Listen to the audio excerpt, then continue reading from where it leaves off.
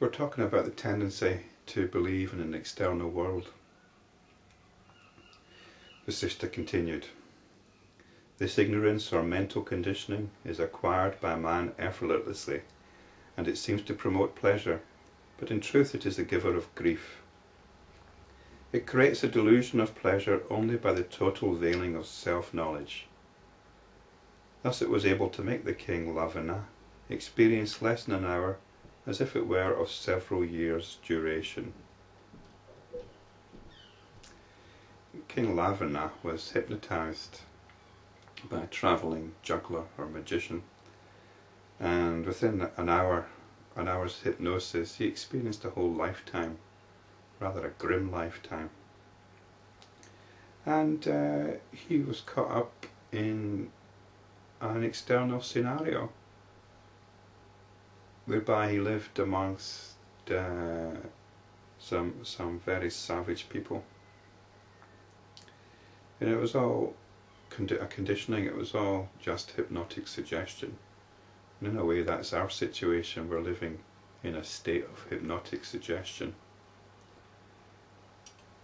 This ignorance or mental conditioning is powerless to do anything.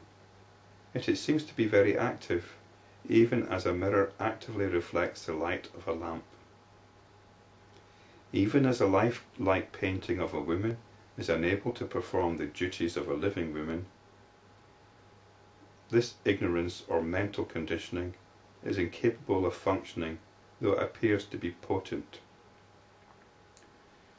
It's like a dream, in other words, we get emotionally involved in a dream, but it's got no inherent reality.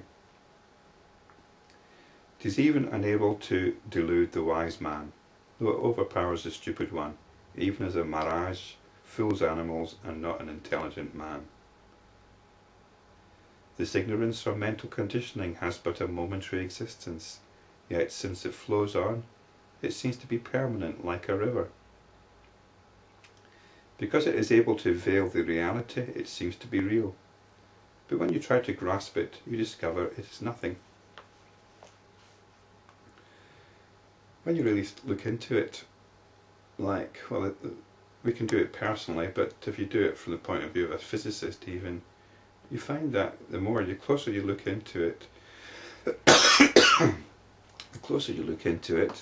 the more it seems to become insubstantial. Yet again it acquires strength and firmness on account of these qualities in the world appearance, even as a flimsy fibre, when rolled into a rope, acquires great strength. This conditioning seems to grow, but in fact it does not. But when you try to grasp it, it vanishes like the tip of a flame.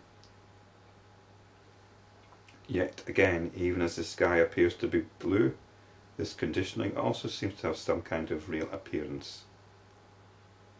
It is born as the second moon in diplopia.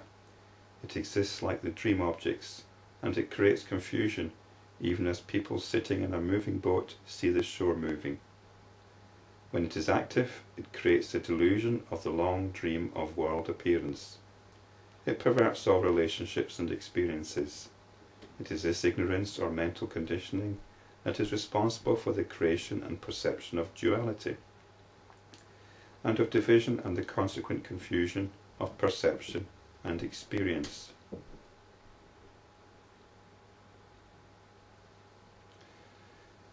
Duality here will be duality between the world and the individual, and confusion of perception and experience. There's only experiencing.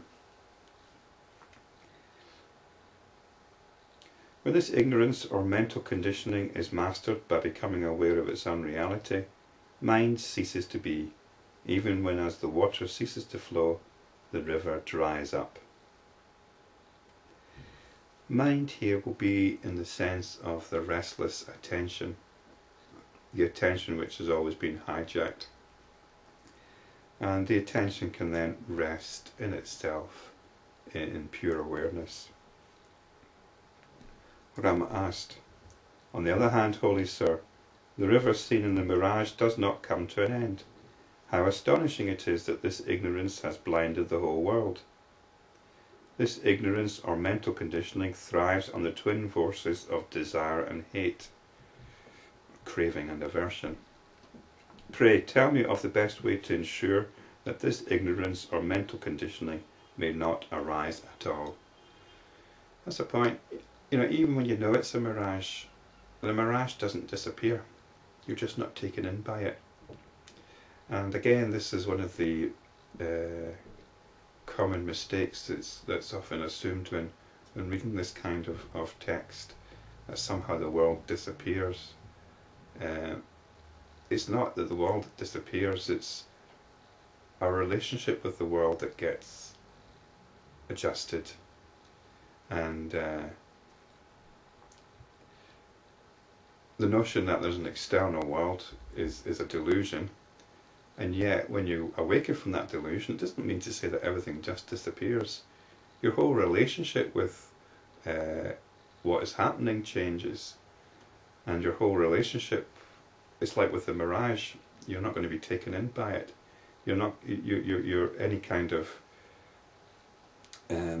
desire that the mirage induced will disappear.